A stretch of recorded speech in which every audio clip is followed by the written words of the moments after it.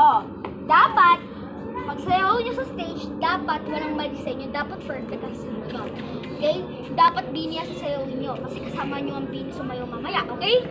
Okay. 5, 6, 7, 8. Salamin sa dingding na sinapag-ibig. Ano pa yan? Hindi kayo sabay-sabay! Ayusin nyo!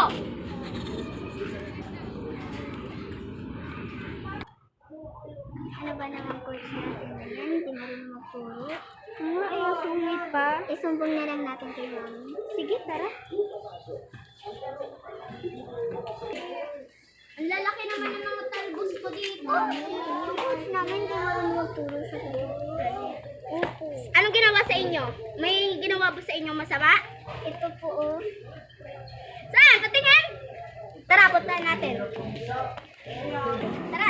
Uwi na lang ako eh. Magbabati sa bahay. Baka manakaw pa tayo. Sige, bantayan mo ha. At susugudin ko yung coach nyo. Go.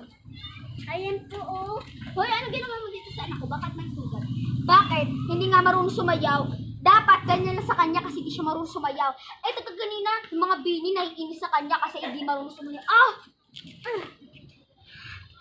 Si coach!